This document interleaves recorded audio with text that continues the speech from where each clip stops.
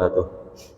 Bismillah, alhamdulillah, salatu wassalamu ala sayyidina Muhammad ibn Abdillah al-qa'im bihuquqillah adada ma fi ilmillah salatan daimatan bidawami mulkillah wa ala alihi wa sahbihi ma daqatillah wa farrajahallah amma ba'du. Qalu subhanaka la ilma lana illa ma 'allamtana innaka antal alimul hakim.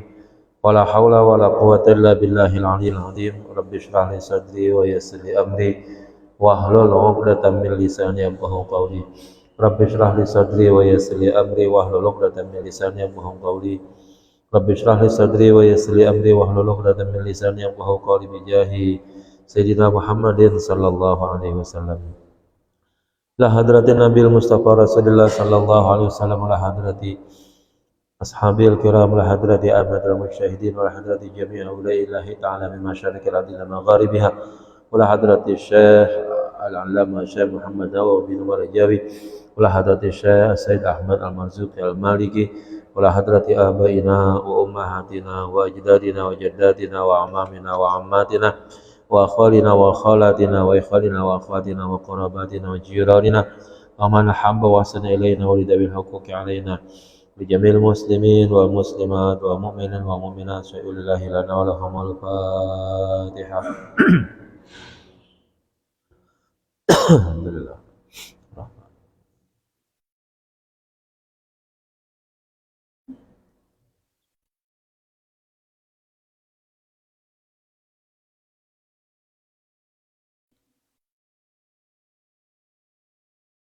Kita lanjut halaman 121 baris ketiga dari bawah. Bismillahirrahmanirrahim. Masih menjelaskan tentang pendapat keadaan kedua orang tua Rasulullah Sallallahu Alaihi Wasallam. Secara umum kalangan ahli sunnah wal jamaah menetapkan bahwa orang tua, bapak dan ibu daripada Rasulullah Sallallahu Alaihi Wasallam itu adalah orang yang dinyatakan beriman dan tetap masuk ke dalam surganya Allah Subhanahu wa Ta'ala. Walaupun ada satu kelompok orang tertentu yang berpikir dan yang berpendapat bahwa ya orang tuanya Rasulullah masuk ke dalam neraka katanya, dengan alasan bahwa keduanya tidak dalam keadaan beragama Islam. Ya, pemikiran yang seperti ini rasa-rasanya tidak logis, ya, tidak logis banget begitu. Karena biar agama mengharuskan adanya dalil yang kuat, tapi dalil-dalil akli juga itu menjadi dalil yang pantas untuk dikemukakan sebagai sebuah alasan yang menjadi kepantasan bagi kedua orang tua Rasulullah sebagai orang yang salah satu bisa masuk ke dalam surga begitu. Mungkin orang selalu berpendapat begini, dalilnya nggak ada bahwa orang tuanya Rasulullah masuk surga. Bahkan ada yang mengatakan hadis yang Rasulullah katakan abi wa abuka finnar, katanya bapakmu dan bapak saya masuk ke dalam neraka, ya. Yang dimaksud dengan bapakmu dan bapakku itu siapa sebenarnya? Apakah betul-betul bapaknya Rasulullah? Apakah Rasulullah pernah memanggil abi kepada bapaknya selama beliau hidup, ya? Atau ada nggak orang lain yang memang di sisi Rasulullah, ya, semenjak Rasulullah ada orang yang dipanggil bapak, ya, selain bapaknya begitu? Maka kalau seandainya ada orang lain yang dalam proses pengasuhan Rasulullah masuk dikategorikan sebagai orang yang dipanggil bapak oleh Rasulullah, sangat memungkinkan, ya, bukanlah bapaknya kalau begitu, ya. Kita banyak menganalogikan hal-hal yang kecil-kecil saja untuk kepantasan bagi orang tua begitu. Anggaplah kita pulang dari Cibodas nih misalnya begitu, jangan jauh-jauh lah, enggak usah ke surga gitu ya. Pulang dari Cibodas beli alpukat satu peti tuh, ya. Tetangga kita bawain tuh dua biji, ya. Kan biar rata gitu. Logika kita nih, ya, yang pantas duluan kita bawain orang tua kita dulu, kan begitu ya. Mau nyampeinnya belakangan, mau nyampeinnya duluan, itu urusan belakangan. Tapi di antara yang termasuk pantas untuk kita berikan tuh, bahkan lebih pantas daripada tetangga kita, tidak ada lain adalah orang tua kita dulu gitu. Habis dari Cibodas beli alpukat 1 peti ya. Nah, yang pantas kita bawain itu adalah orang tua kita dulu begitu. Adapun mau bawainnya kapan itu urusan belakangan. Yang paling utama adalah kita punya jatah untuk kedua orang tua kita gitu. Masa ya semua tetangga kita bagiin rata semua, orang tua kita kagak bagi gitu, walaupun 2 biji doang begitu. Rasanya tuh anak ya kagak punya otak banget rasanya ya. Tetangga semua dibagi-bagiin, sementara orang tuanya sendiri kagak dibagi begitu ya. Rasulullah begitu juga. Rasulullah memberikan hidayah kepada orang-orang ya yang ada di sekitarnya ya. Masa Rasulullah yang lahir dari kedua orang tuanya, tiba-tiba orang tuanya sendiri dinyatakan sebagai orang yang tidak pantas untuk masuk ke dalam surganya, sementara orang lain bisa masuk ke dalam surganya Allah Subhanahu wa Ta'ala begitu ya. Jadi dalil itu enggak semata-mata dalil nakli, tapi juga ada dalil akli gitu ya. Baik, kita lanjut. Bismillahirrahmanirrahim. Wa qad ansyada ba'duhum min bahril wafir. Dan sebagian ulama membuat atau bersenandung dengan menggunakan bahar wafir. Waqala, maka beliau berkata atau ba'duhum berkata, haballahu nabiyya murida fadlin ala fadlin wa kana bihi ra'ufa. Allah mencintai ya kepada Nabi sebagai zat yang menghendaki anugerah atau punya tujuan. Allah bertujuan untuk memberikan anugerah di atas anugerah. Wa kana bihi ra'ufan, dan adalah Allah Maha Pengasih kepada nabinya. Ya. Dalam arti bahwa cintanya Allah kepada nabi itu dikatakan fadlin ala fadlin. Ya. Anugerah di atas anugerah. Ya, jadi kalau ada orang diberikan keutamaan, apa saja bentuk keutamaannya, maka nabi keutamaannya lebih daripada siapapun yang Allah berikan gitu. Ya. Artinya fadlunnya Allah, keutamaannya Allah yang Allah berikan kepada Nabi Muhammad itu lebih banyak, lebih tinggi, lebih besar ya diberikan kepada Nabi Muhammad dibandingkan dengan makhluk-makhluk yang lainnya. Ya. Allah memberikan keutamaan kepada makhluk, tetapi kepada Nabi Muhammad Allah memberikan keutamaan di atas keutamaan. Allah berikan anugerah di atas segala anugerah, ya. Diberikan rahmat di atas segala rahmat. Itu untuk Nabi Muhammad. Tuh, ya. Kenapa begitu? Karena Allah Rauf. Ya. Allah Maha Pengasih, Allah Maha Penyayang kepada nabinya. Fa ahya ummahu wa kada abahu, maka Allah menghidupkan ibunya dan juga bapaknya li imanin bihi, untuk beriman kepada Nabi, fadlam munifa, sebagai satu anugerah ya yang banyak. Atas dasar ini ya, di antara salah satu anugerah di atas anugerah ya, di antara fadlun, keutamaan di atas keutamaan adalah Allah berkenan untuk menghidupkan kembali ya bapaknya dan ibunya Nabi Muhammad untuk beriman. Mati itu bagi Allah bukan hal yang kemudian menjadi susah untuk kemudian Allah menghidupkan kembali makhluknya. Ya. Ashabul Kahfi itu berapa tahun dibikin tidur oleh Allah? Ya. 309 tahun tuh begitu. 309 tahun ternyata itu bisa bangun lagi tuh mereka, ya, bisa bangkit lagi. Yang menurut logika manusia 309 tahun kalau orang udah tidur kayak begitu rasa-rasanya udah lebih pantas mati daripada tidur gitu. Nah, sementara kalau dibandingkan dengan usianya bapak dan ibunya Rasulullah meninggal, itu baru beberapa tahun saja, baru hitungan puluhan tahun lah bahasanya begitu.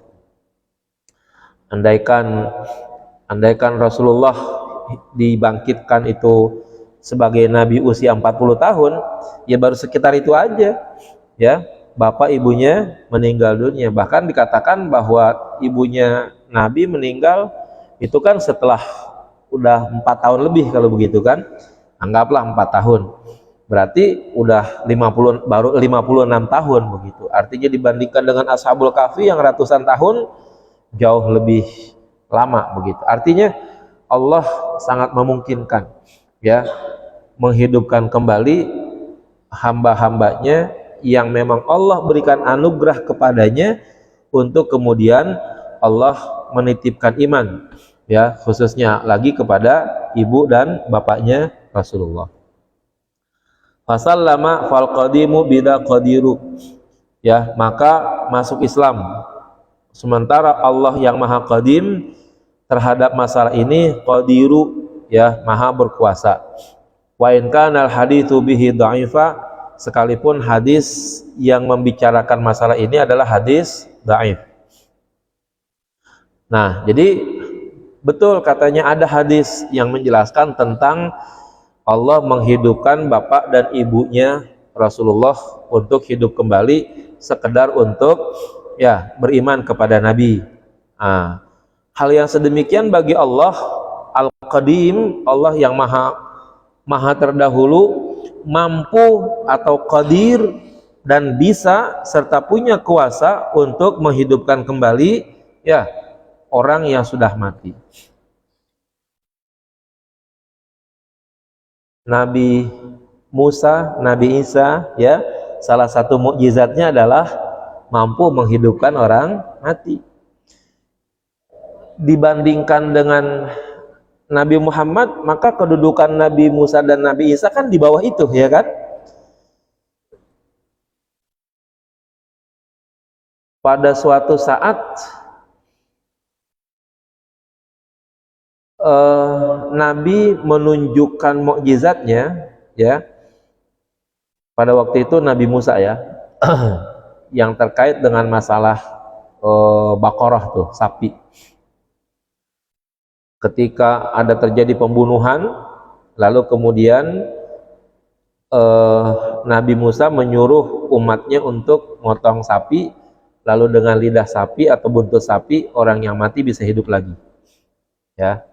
Orang Yahudi nggak puas, ya, orang Yahudi nggak puas bahwa Nabi Musa sebagai nabi, mukjizat, salah satu mukjizatnya adalah bisa menghidupkan orang mati. Alasan orang Yahudi pada waktu itu, orangnya baru mati katanya, ya, jangan-jangan matinya mati suri, belum mati benar, bahasanya begitu.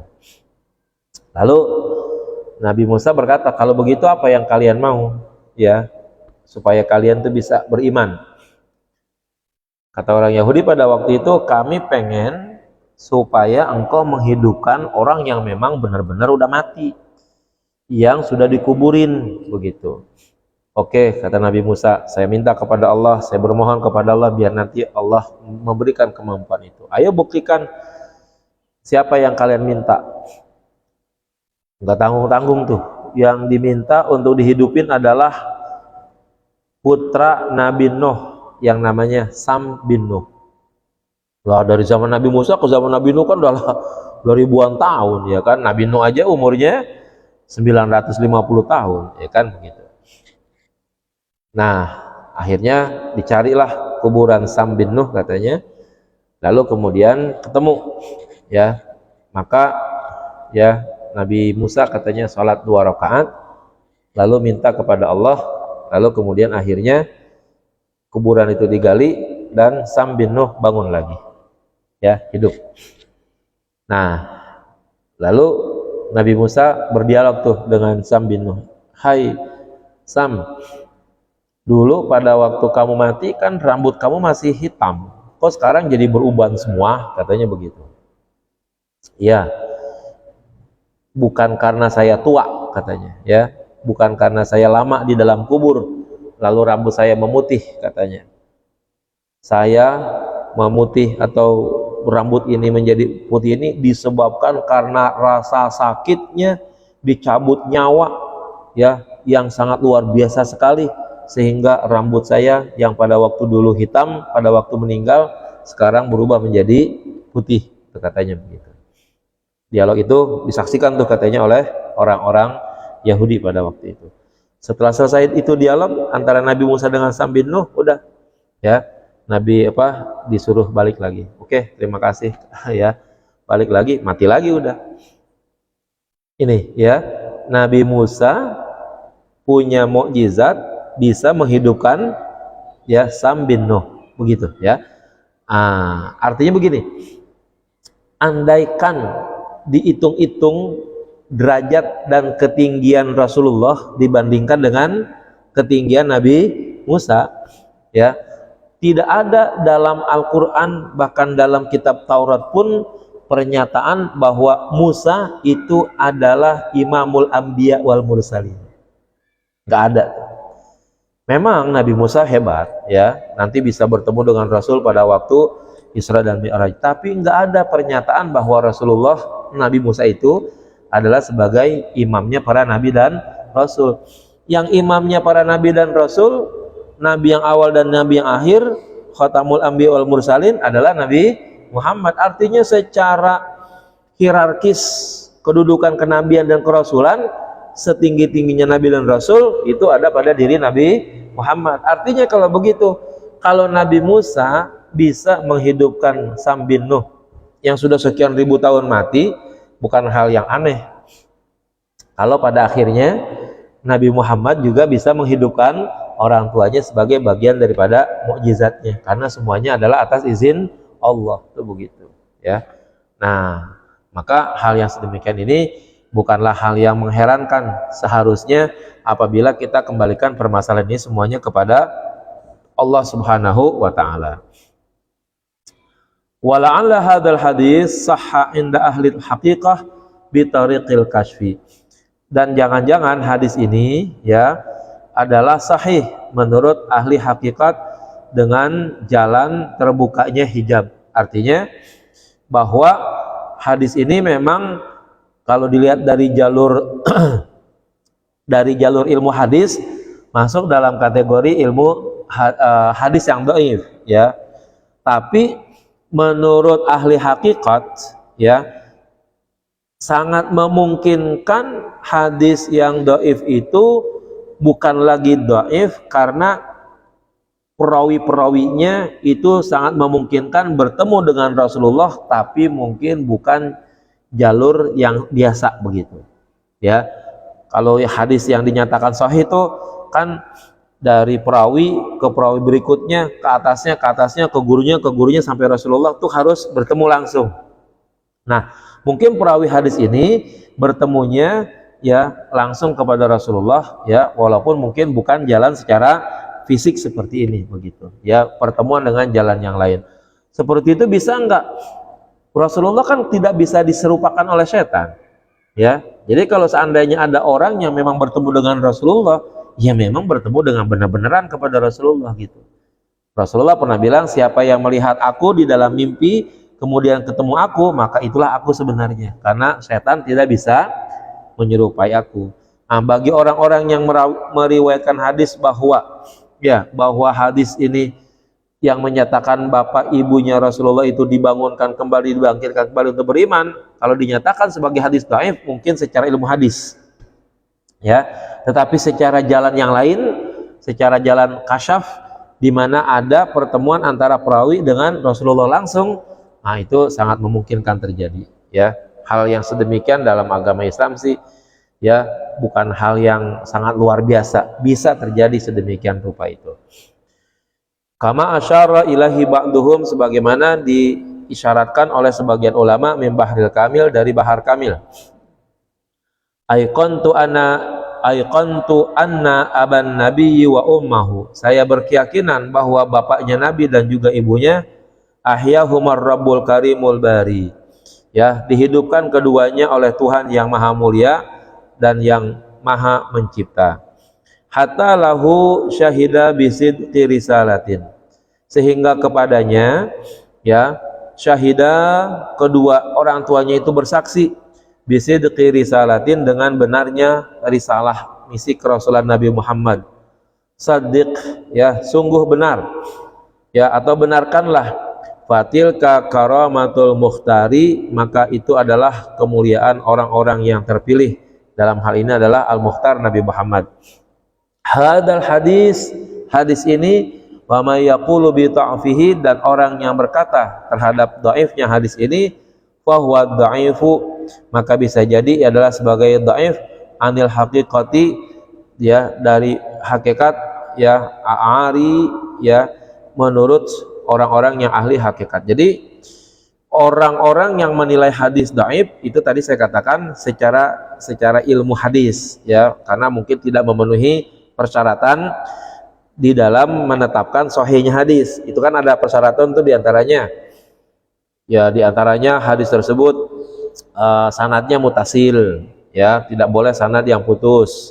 Perawinya harus dhabit, ya daya hafalnya kuat misalnya, ya muruahnya tinggi, ya pokoknya sifat-sifat perawinya itu harus bagus semuanya.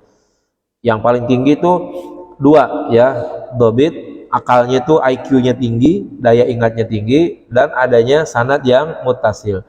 Mungkin pada hadis tentang dibangunkannya atau dihidupkannya ibunya Rasulullah dan bapaknya ada ketidaksinambungan, ya ada ketidaksinambungan di dalam hadis tersebut, sehingga akhirnya sanadnya disebut dengan sanad munqati namanya, ya sanad munqati itu berarti sanadnya terputus. Nah mungkin ketika terputus maka dinilailah sebagai hadis yang dhaif gitu, ya. Qauluhu az-Zuhriyah, perkataan pengarang az-Zuhriyah, mansubatun li Zuhrah, ya dinisbatkan kepada Zuhrah. Bidam mizai dibaca dengan dhammah zai, wa sukunil ha, dan dibaca sukun ha. Wa huwa ismu rajulin, yaitu nama laki-laki, ala sawabi menurut pendapat yang benar. Wa akhta'a, dan salah, man ja'alahu isma mura'atin, orang yang menjadikannya Zuhriyah itu sebagai nama perempuan. Siapa tuh Zuhriyah tadi? Wa huwa jaddu tsani li Aminah, yaitu kakek kedua bagi Aminah. Wa qauluhu, dan kata pengarang as-Sa'diyah bi fathis sin, dibaca dengan fathah sin al-muhmalah yang tanpa titik, wa sukunil ain, dan dibaca sukun ain, al-muhmalah yang tanpa titik, ya ini yang begini-begini dijelasin biar orang bisa bacanya nih, ya jadi jangan dibaca as-Sa'diyah gitu jadinya. Kalau nanti ada titiknya bacanya menjadi ghen, maka dibilangin al-ain al-muhmalah, ain yang tanpa titik tuh, sampai segitunya tuh, ya. Wasyaddil musannati tahtu, dan ditasydidkan huruf ya bertitik dua di bawah tuh, jelas banget tuh begitu, titik dua di bawah, huruf ya titik dua di bawah tuh, supaya tidak salah begitu. Ai al-mansubah, yaitu orang yang dinisbatkan ila Sa'd bin Abi Bakrin, kepada Sa'ad bin Abi Bakar. Wa huwa ismu abi qabilati Halimah, yaitu nama dari bapak kabilahnya Halimah, Halimah as-Sa'diyah namanya nanti. Wa qauluhu, dan kata pengarang atau penyair, ya arda'ahu, kata-kata arda'ahu di sana kan ada tuh arda'ahu Halimatus Sa'diyah bihadfi ta'it ta'nisi lil wazni, dibaca dengan membuang tak ta'nis. Untuk apa? Untuk menyesuaikan wazan, ya menyesuaikan wazan. Jadi peraturannya begini, arda'athu mestinya di halaman berapa tuh? Halaman 115, ya. Nah, halaman 115 tuh di syair yang dicetak hitam tuh di blog ya, di bold. Wa ummuhu Aminatu Zuhriyah arda'ahu Halimatus Sa'diyah. Nah, seharusnya dalam bahasa Arab apabila fa'il muannas ya, apabila fa'il muannas maka fiilnya pun harus muannas juga gitu. Asalnya nih harusnya nih arda'athu Halimatus Sa'diyah. Tuh.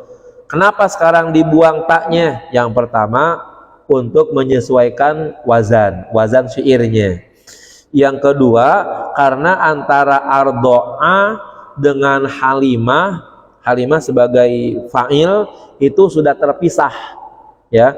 Jadi kalau antara fi'il dengan fa'il terpisah oleh satu kalimat ya, walaupun kalimatnya hanya satu kata, misalnya domir seperti ini, maka boleh fi'il dan fa'il itu tidak sesuai, artinya tidak kongruen muannasnya. Jadi seharusnya fa'il muannas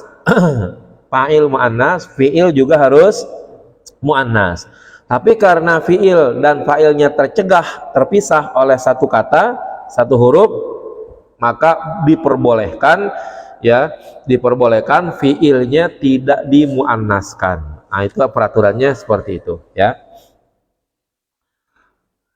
Suma'lam, kemudian ketahuilah anna fi'la, bahwa sesungguhnya fi'il idza lam yafsil, jika tidak terpisah bainahu wa baina fa'ilihi zahir al-haqiqi at-ta'nis ya, tidak terpisah antara fi'il dengan fa'il yang zahir yang hakiki muannasnya ya. Halimah kan hakiki itu muannas ya, benar-benar perempuan begitu, bukan muannas majazi gitu ya. Wajabat taknisuhu, maka fi'il itu wajib ditakniskan, wajib ditandai dengan taknis ya. Kalau fi'ilnya madi itu pakai tak tanis, dorobat misalnya. Kalau di sini ardoat, jadinya harusnya tuh ardoathu, mestinya tuh begitu ya. Nah, itu harusnya begitu, wajabat taknisuhu. Untuk apa? Liyadulla ala ta'nisil fa'ili, untuk menunjukkan taknisnya muannasnya fa'il. Jadi kalau kita bikin kalimat misalnya qoma zaidun ya, qoma zaidun, atau doroba zaidun gitu ya, doroba zaidun, zaid memukul.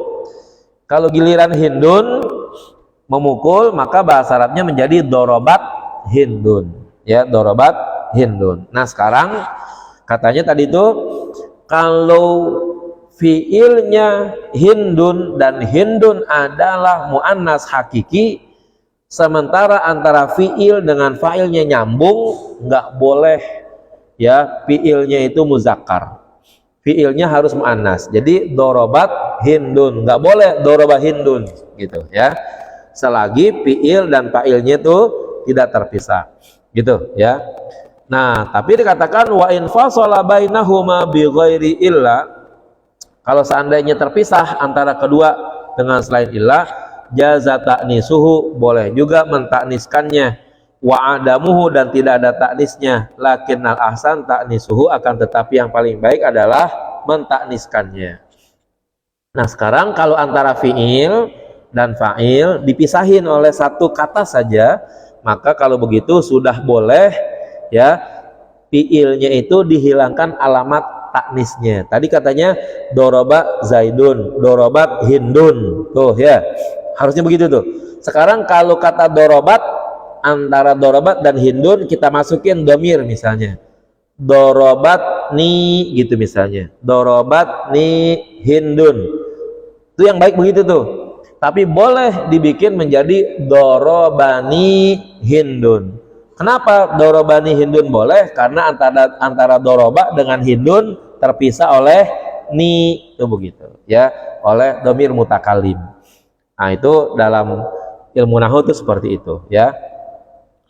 Wa amma fi hadhil manzumah, adapun pada nazaman ini, fayuta'ayyanu tazkiru, maka dipastikan tazkir, artinya muzakkarkan ya lil wazni karena wazan, bukan gara-gara terpisah tapi karena wazan.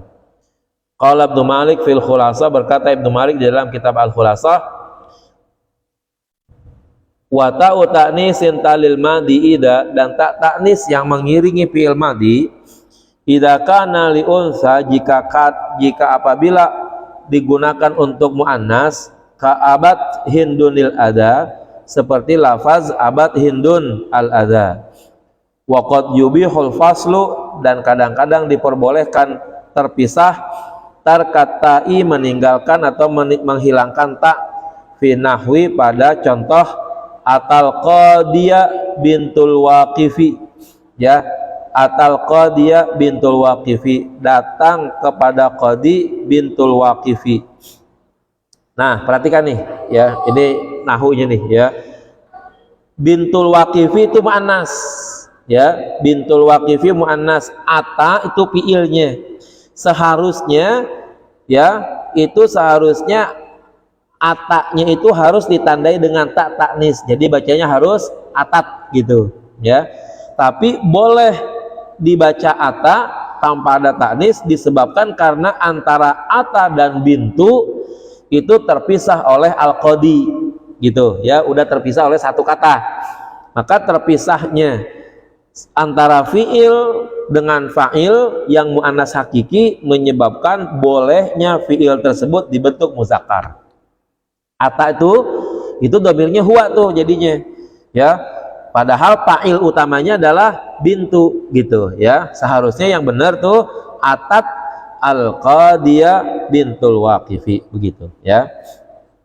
Qauluhu ata, kata pengarang ata fi'lun madin adalah fi'il madi, wal qadiyah, sedangkan kata al qadiyah maf'ulun, jadi maf'ulnya, muqaddamun yang didahului ala fa'ilihi, atas fa'ilnya, wa bintu, sedangkan kata bintu fa'ilu ata adalah fa'ilnya dari lafaz ata. Nah, dengan kata lain kalau begitu seharusnya nih yang benar nih urutan asalnya atat bintul waqifi al qadiyah tuh, harusnya begitu tuh, bintul waqifi datang kepada hakim.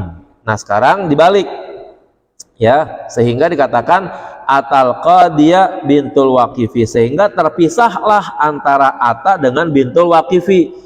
Bintunya itu adalah muannas, ataknya itu adalah muzakkar. Seharusnya tuh harus muannas begitu ya. Nah, ini mah ilmu nahwu dah nih ya, udah puyeng dah kita kalau ngomong yang kayak begini-begini gitu ya. Dijelasin juga panjang-panjang juga kadang-kadang kagak paham juga begitu ya. Baik, wallahu a'lam bishawab. Al-Fatihah.